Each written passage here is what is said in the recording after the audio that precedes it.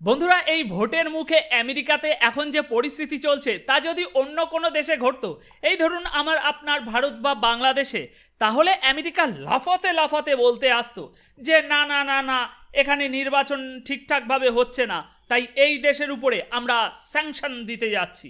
কিন্তু এখন যখন পরিস্থিতি তাদের নিজেদের ঘরে, তখন তারা নিজেদের উপরে কোনো নিষেধাজ্ঞা চাপাবে না। তাই এখন প্রশ্নটা হলো, ডোনাল্ড ট্রাম্প, যিনি কমলা হ্যারিসের মুখোমুখি হয়ে যুক্তরাষ্ট্রের পরবর্তী প্রেসিডেন্ট হতে চাইছেন, তাকে বারবার আক্রমণ করার কেন চেষ্টা করা হচ্ছে, কে করছে?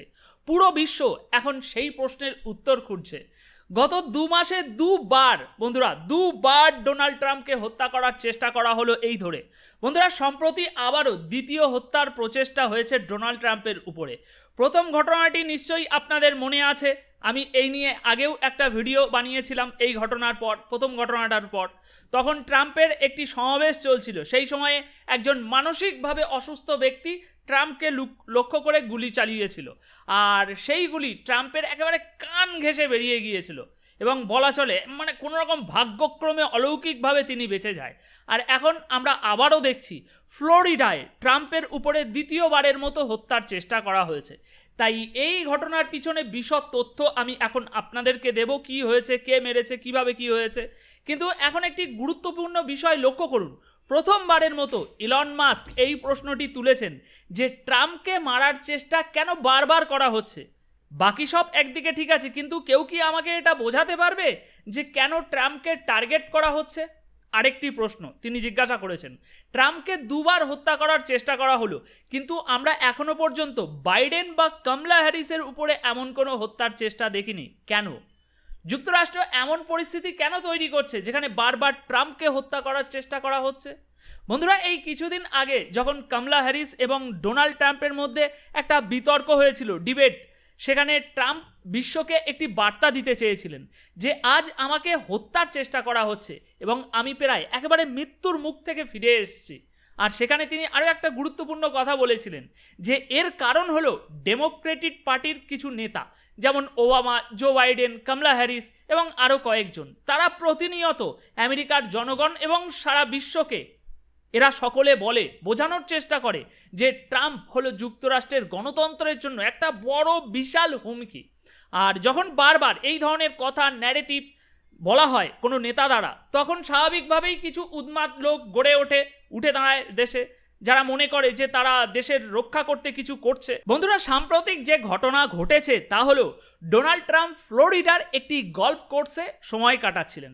এখানে ট্রাম্প আরামসে নিশ্চিন্তে গল্ফ খেলছিলেন, কিন্তু হঠাৎ তার সিক্রেট সার্ভিসের লোকেরা লক্ষ্য করে যে ট্রাম্প যেখানে খেলা করছে সেখান থেকে প্রায় 400-500 মিটার দূরে একটা ঝোপের আড়ালে একটা লোক লুকিয়ে বসে আছে, আর তার সঙ্গে কি আছে শুনবেন? AK-47 এবং স্নাইপার রাইফেল। সিকিউরিটি সার্ভিস তৎক্ষণাৎ সক্রিয় হয়ে যায় এবং ওই ব্যক্তির পিছনে ধাওয়া শুরু করে। লোকটি দ্রুত টের পেয়ে যায় যে তাকে ধরতে কেউ আসছে, তিনিও পালানোর চেষ্টা করে, কিন্তু ধরা পড়ে যায়। তবে ধরা পড়ার আগে পর্যন্ত তার পরিকল্পনা একদম সুপরিকল্পনা ছিল। ট্রাম্প গল্ফ খেলতে খেলতে যত কাছে আসবে তত সে আক্রমণের সুযোগ পাবে, আর যেই কাছে আসবে সেই বুডুস।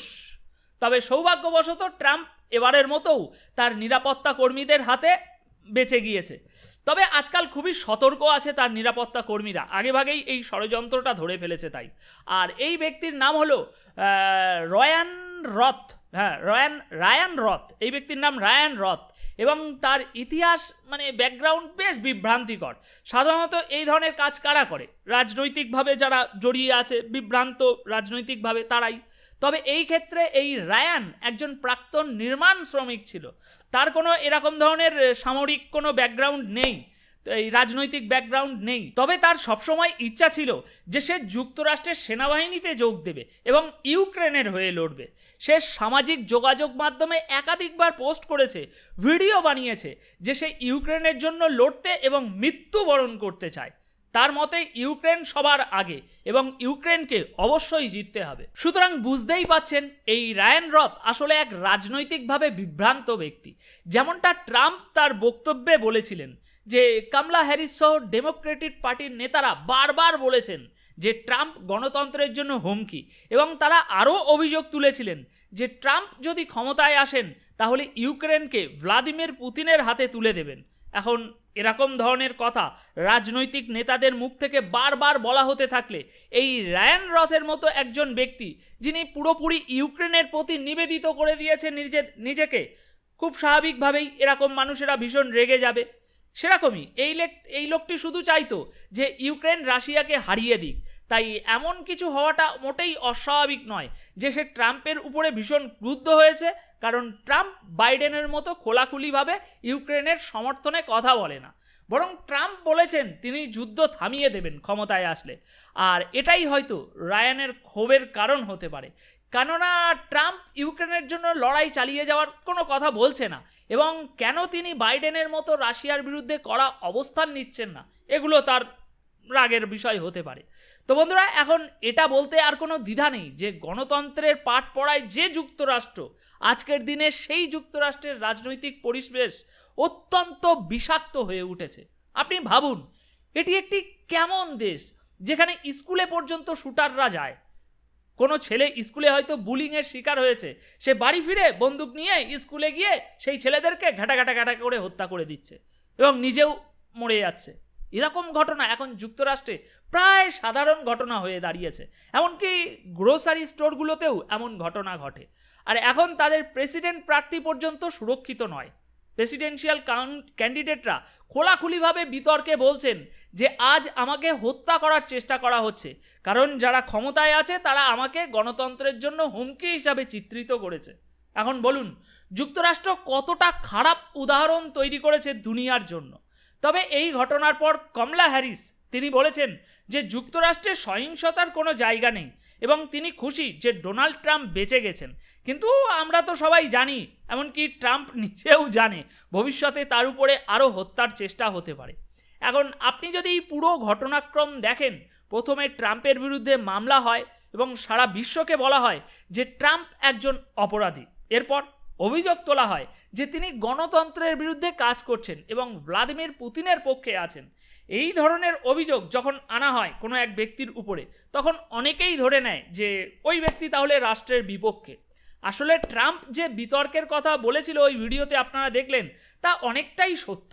বর্তমানে তার এমন একটি চিত্র তৈরি করে দেওয়া হয়েছে যেখানে যুক্তরাষ্ট্রের অনেক মানসিকভাবে এরকম অসুস্থ বিভ্রান্ত মানুষেরা, যাদের জীবনে আর কোনো কাজ নেই, শুধু হাতে বন্দুক নিয়ে তারা ঘুরছে, তারা ট্রাম্পকে লক্ষ্যবস্তু করতে চায়, কারণ তারা নিজেরাই বুঝতে পারছে না তাদের জীবনে এখন আর কি করার আছে, তাই এই সব কাজ। পরিস্থিতি সত্যিই ভীষণ ভয়াবহ।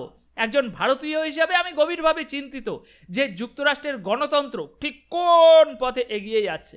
হিংসা এমন এক পর্যায়ে পৌঁছে গেছে যে যারা রাজনৈতিক ভিন্নমত পোষণ করে তাদের জন্য সমাধান একটাই, ডাসকাও, গুলি।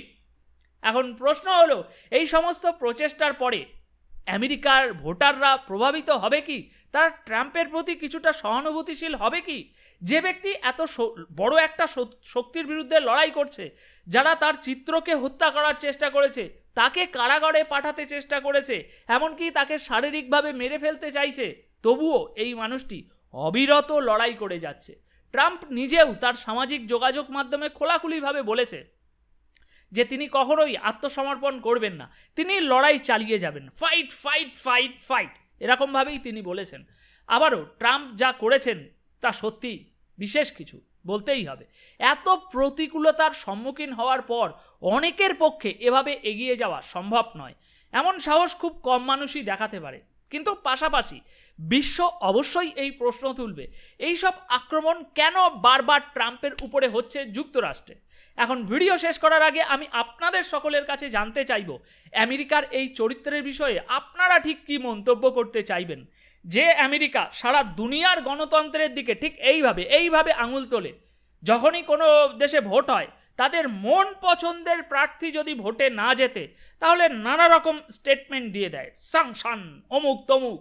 কিন্তু এখন আমরা যে ঘটনা দেখছি, তারা যেভাবে নিজেদের দেশের গণতন্ত্রের গলা টিপে হত্যা করছে, এই বিষয়ে আপনার মন্তব্য কী করতে চাইবেন আপনারা কমেন্ট বক্সে তা অবশ্যই জানিয়ে যাবেন। তাহলে দেখা হচ্ছে পরবর্তী এপিসোডে দেশের এরকমই চরম গরম কিছু খবরের ভিডিওতে।